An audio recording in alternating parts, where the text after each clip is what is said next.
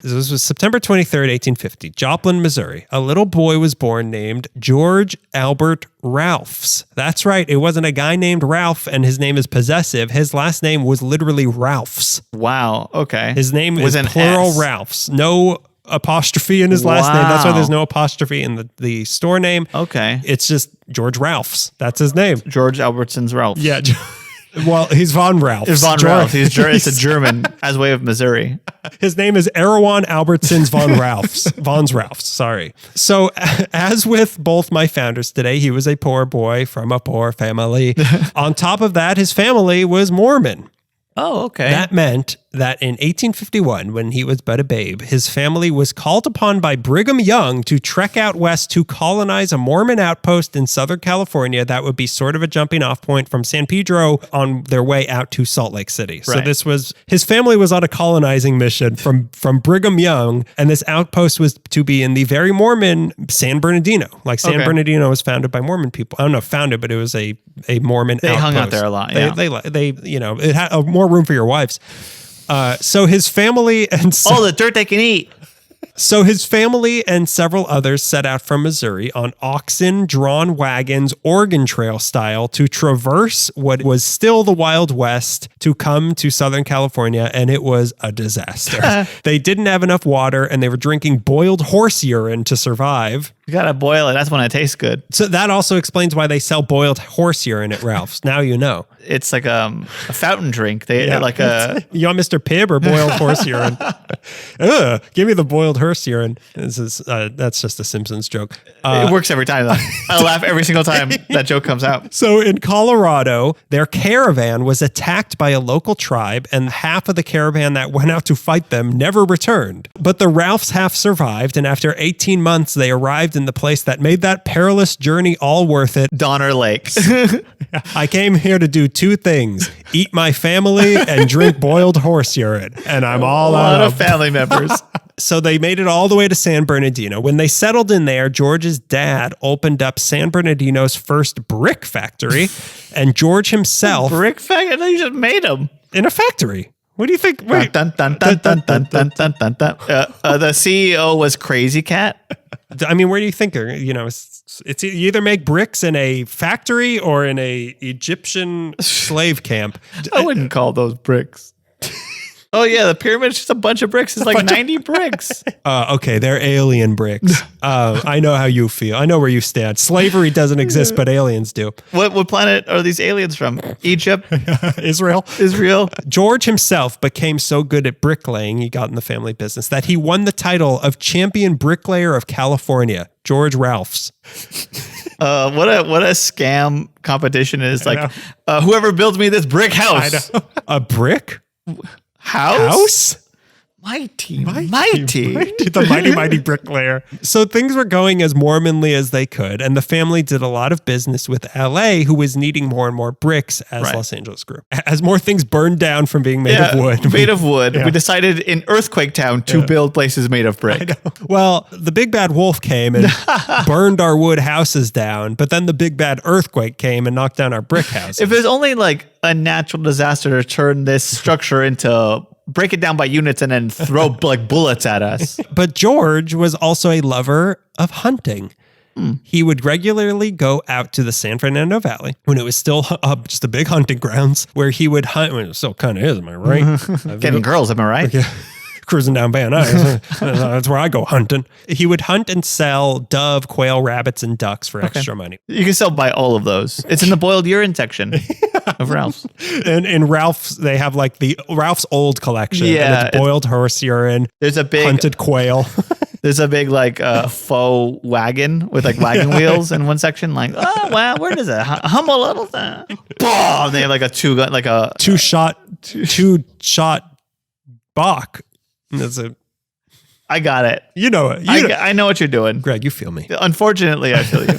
Please sit further away Hey, from we me. have a telepathic link that I'm continually trying to break. I know. It's like cat dog, but when I make a bad joke, you get heartburn. So on one of these trips, these hunting trips into the valley in 1872, which, by the way, this is Oh, I know. like Civil War times. Like, this was a long time ago. Like Abraham Lincoln is still fresh in his grave. Yeah. His family's still trying to get a refund for the ticket to the show. His hat's still smoking. And Ralph's is like, I got a crazy idea. I want to go hunting. So 1872. His hunting partner was John Wilkes Booth. The actor? Back to the Future was a remake from an original story in Which was a play. 1885. Yeah, a play in 1885. 1885. 1872. He goes hunting in the San Fernando Valley. He was resting his left arm on his shotgun barrel when their wagon hit a hole that set his gun off that injured his arm. Now, first I read his arm was injured. That's what I read. Then another thing said it shattered his whole left arm. Then another thing said it took off part of his arm. Then another thing was like it ripped his whole arm off at the elbow. So I don't know what happened. Whatever happened, George Ralphs did not have a left arm anymore. Okay. So he could no longer, little Mr. Bricklayer suddenly cannot lay bricks as well as he used to. He has one arm now. Jack Pierce can't play baseball anymore. Exactly. So he had to make a change of career. So he decided to get a job in a grocery store in downtown Los Angeles in 1873 at 5th and Hill, right off of Pershing Square. But I also read that it was 5th and Spring, but more people said it was 5th and Hill. But okay, right on. And nearby. They wanted a park for all the businesses that were nearby to be facing them. Yeah. We know that much about Pershing Square. So he worked and then the boys started coming and hanging around. And wherever I want to work, I have to work near Pershing Square. I have to work near the Run. Why do you call it that? You'll see. You'll see. Boys love a man with one arm. So he worked for a man named S.A. Francis, who took him under his wing, which is maybe that's not the right term to use for someone who just lost his arm, but he took him under an arm.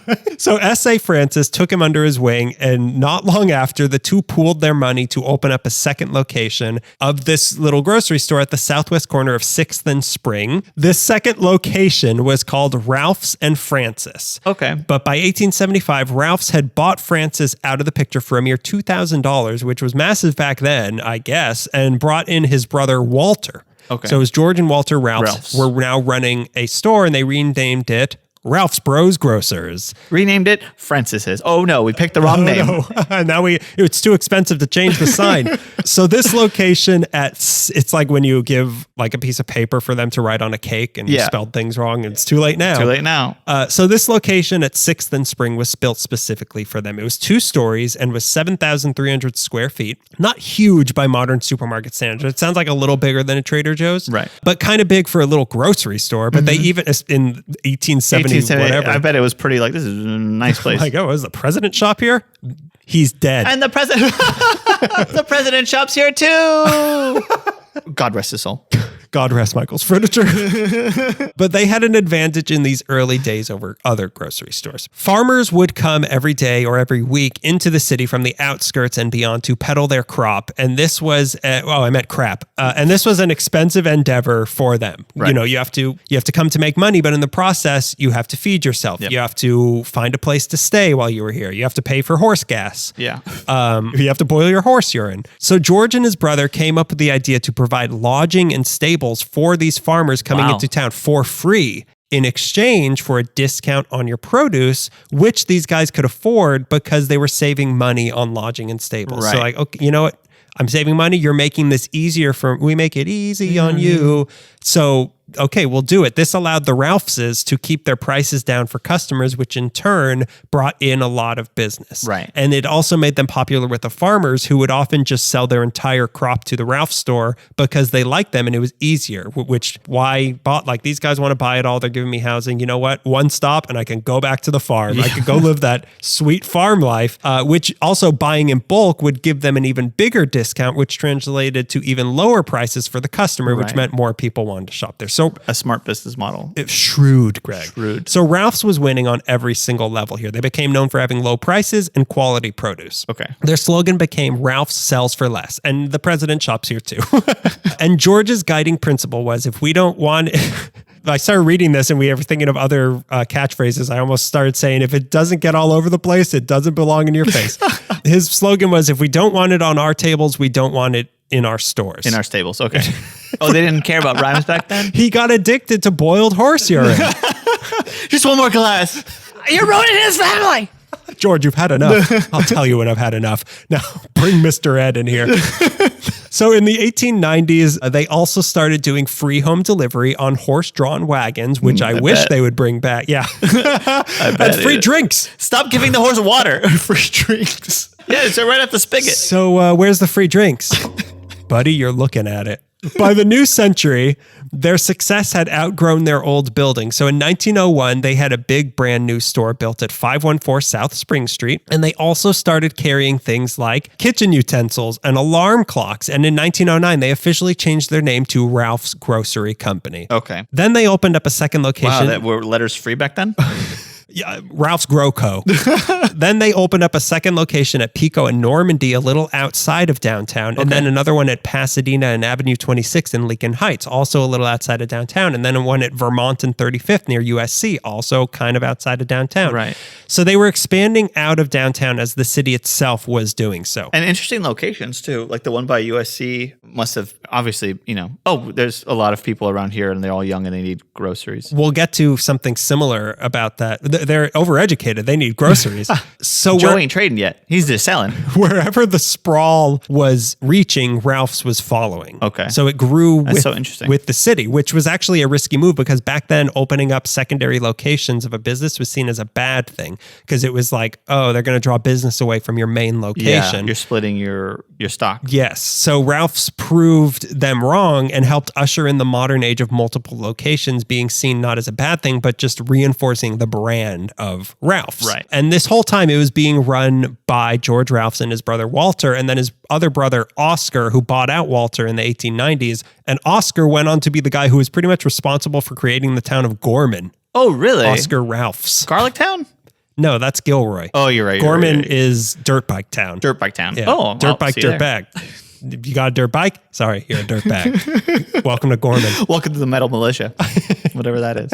But George had an even worse fate than living in Gorman, if you can imagine it. As we remember, George already had a tough life, drinking boiled hearse urine as a baby, getting a taste for it that he just couldn't shake, almost being killed on the way cross country as a baby, lost his arm, but he built something big despite of all this. And of course, that meant he was an alcoholic. Of course. Sure, any guy can have a horse urine problem, but he had an alcoholic horse urine problem. I need to boil all my Coors Lights. That was until he met his beloved wife, Wallula von Keith. Oh, yeah, that's a name. In 1897, beloved Wallula straightened him out, and in May 1913, the two built a giant house at 7269 Hollywood Boulevard on a patch of land they bought from LA's second mayor, George Dunlap, for $35,000. This house had 16 bedrooms, 3 bathrooms, which feels like way too few bathrooms for 16 bedrooms. Yeah. They have that many outhouses? Well, 2 of them were for horses, and they didn't have plumbing in there.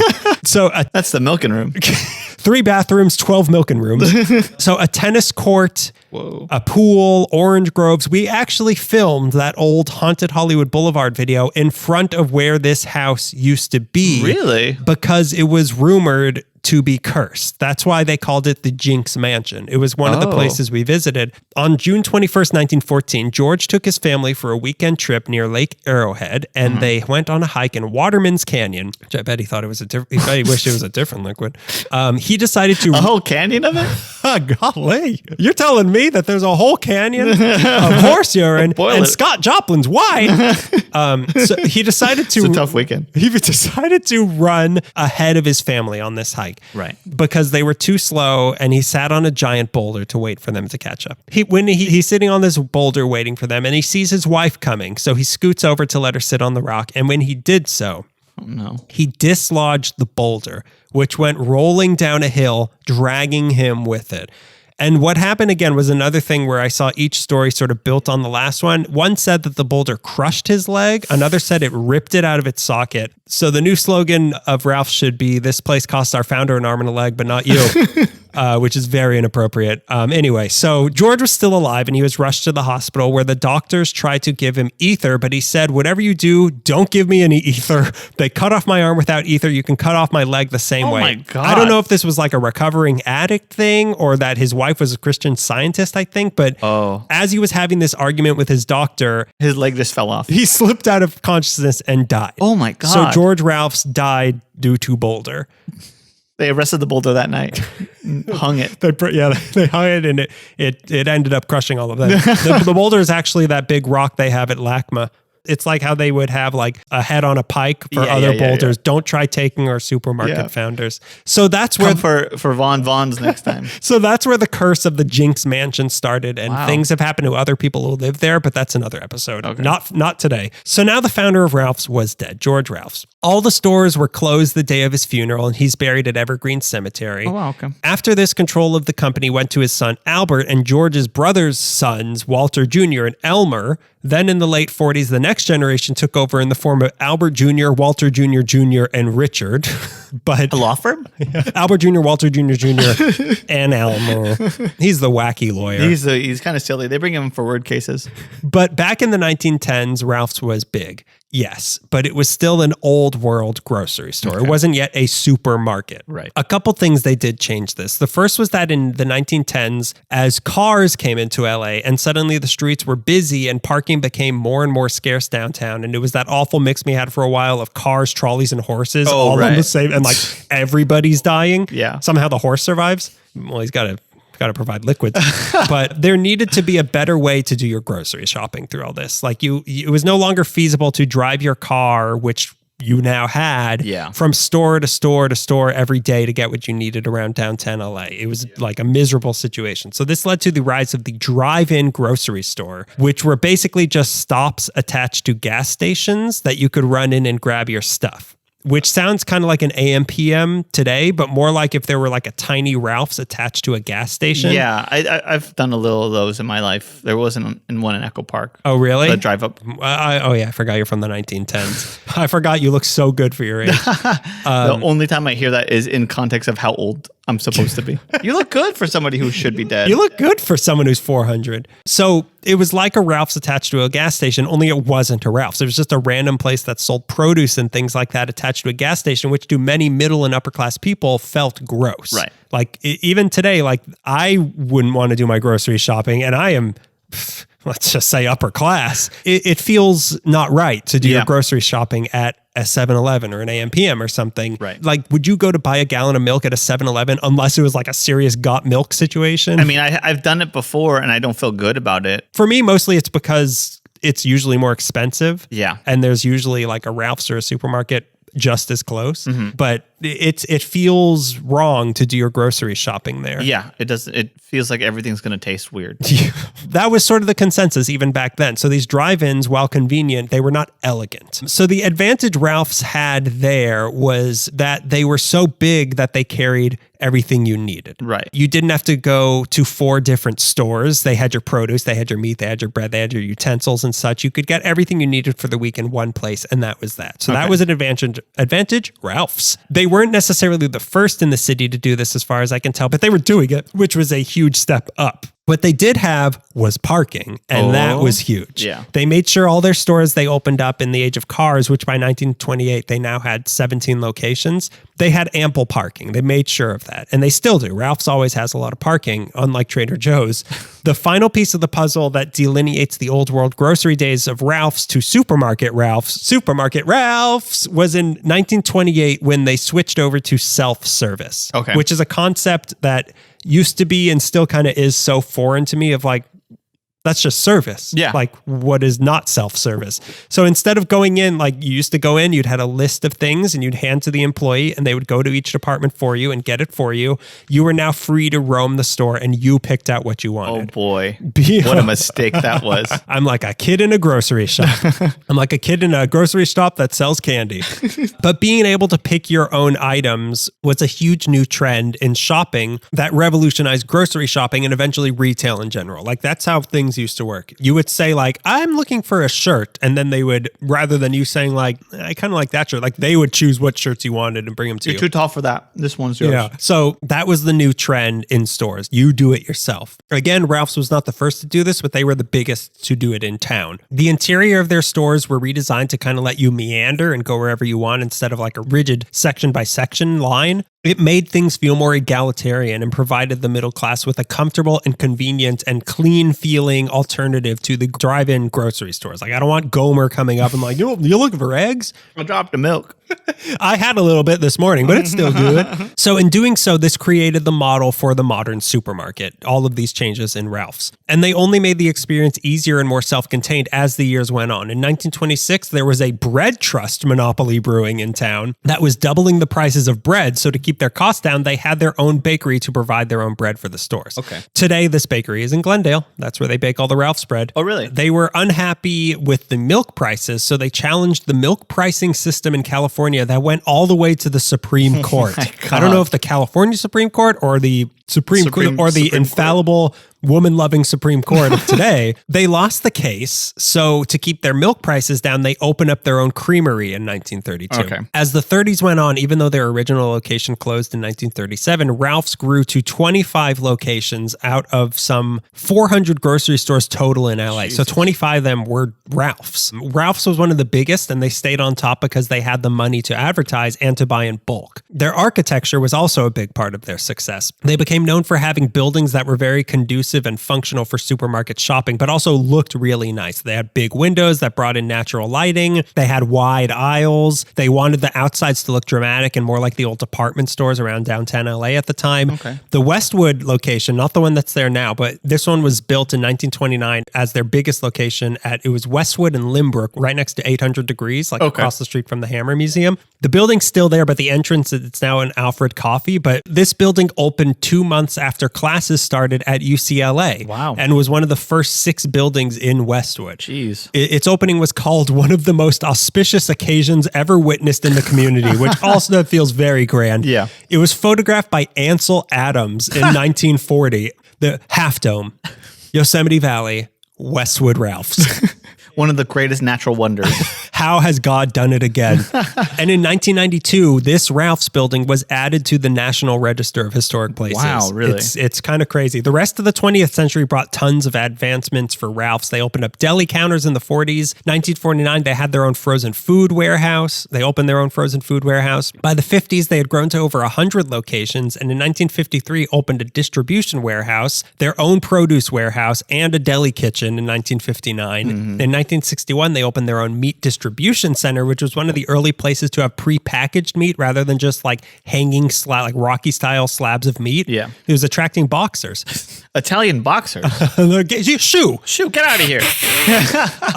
This allowed them to start selling family-sized value packages of meat. In 1968, they were one of the first markets to allow voluntary fish inspections by the Department of the Interior. In 1970, they became one of the first places to start putting price per measure info on their tags of like, this is like 20 cents per ounce. Right. And they also do have expiration dates on their milk. In 1972, they became one of the first places to have their own floral department in store. Oh, cute. 1974, they became one of the first supermarkets to offer their own generic brand of products known as Plain Wrap brand, which is my favorite style of wrapping.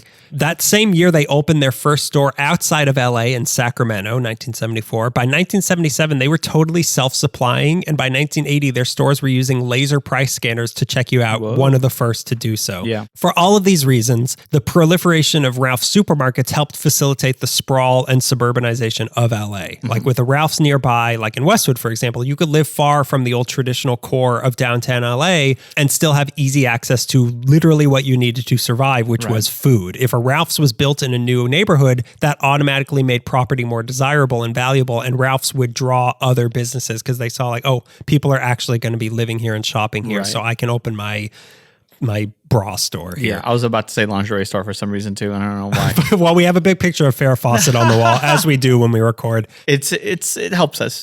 It's conducive. Clearly, yeah. So the Hollywood Daily Citizen described the role of a Ralph's linking the country to the city as like a marketplace of Rome, which also sounds grand, but also not wrong. Yeah. Like if you lived in the valley or something, you have food now. It's funny because, we talked about the way sprawl initially happened was, well, I don't know if it's sprawl, but like somebody would buy a ranch, build train tracks connecting it to the city. I'm like, well, I know that this takes you out, but like you would need something like how are you going to survive? I can only drink so much boiled horse urine. And like I love it, but like I know like it tastes good. It's probably not good for me. But like it seems like after a town was bought, they would just stick a Ralph's there and be like, look how legitimate we are. Yeah. You could survive without having to be in the city. The term supermarket originated in Southern California, and a big part of that was because of a place like Ralph's. Like, I don't know if it's attributed directly to Ralph's, but just like Ralph's, Vaughn's, which is also an LA thing, and like a few other things, they were supermarkets. Right. Their model and style also spread to the East Coast when A&P stores, which is another thing I only know from Looney Tunes, started failing. Their model was failing, so they started becoming more like Ralph's to stay afloat, and it worked. But the days of being a family-run business couldn't last with a Ralph this size. In 1968, the Cincinnati-based Federated Department Stores bought them for $60 million. Jeez. And in 1973, the Ralph's bloodline stopped running the place for good when Richard Ralph's, who was George Ralph's grandson, retired. In 1976, a guy named Byron Allenbaugh, who had been working in grocery stores since he was 12, took over as CEO with the goal of taking Ralph's national, which, as it turned out, was a bad idea. The 80s saw more and more supermarket chains popping up, so the competition became fierce. And in 1988, there was an attempted hostile buyout of Ralph's, which I don't understand, but it forced them to put a lot of their stores up for sale. Okay. And much like my telling of this, the story of Ralph's looked like it was coming to a close. But much like my telling of this, it wasn't. In the 90s, Ralph's was losing a ton of money, so Allenbaugh tightened things up and downsized heavily by closing several stores, but it did save the chain. Like Ralph's was almost gone. They stabilized by the mid-90s and were approached by Northern California's Food 4 Less to start a partnership. So the two stores merged into one company. So Food 4 Less and Ralph's are the same thing. Okay. This allowed them to start expanding again in the late 90s, with 1996 alone seeing 27 new stores open up. They expanded so quickly that in 1997, they were slapped with an antitrust lawsuit that legally forbade them from opening any new stores until 2003. Wow. So there was no expansion until 2003. But that didn't matter to Fred Meyer Inc., who bought the company in 1998 and then quickly merged with Kroger, which is where things stand today. Oh, wow. Okay. So Kroger, which is now buying Albertsons as of this recording. So it's all just one giant company owns all of our food, which sounds like a good idea. I mean, one company owns all our media services, so why not That's true. food too? Well, hang on. Breaking news. Kroger was just bought by HBO Max. Kroger just bought Disney. Breaking news. I can eat Daffy Duck. Daffy Duck L'Orange. So in 2000, they started making some of their locations Ralph's Fresh Fare, which offered more gourmet things alongside their regular stuff, like horse urine. I got two different numbers for how many Ralph's locations there currently are. One thing said there were almost 450 across California, which doesn't sound right, but another said there were 189 in California and one in Kentucky, which sounds more right and weirdly precise to be a lie. Yeah. What is for sure is that they are the largest subsidiary of Kroger, the biggest food retailer in Southern California, and the oldest grocery chain west of the Mississippi. They also have the Ralph's Food 4 Less Foundation that gives away tons of money and groceries to charity, but most importantly, Ralph's was in The Big Lebowski. Yeah, brother. That's his only form of identification. This is Ralph's card.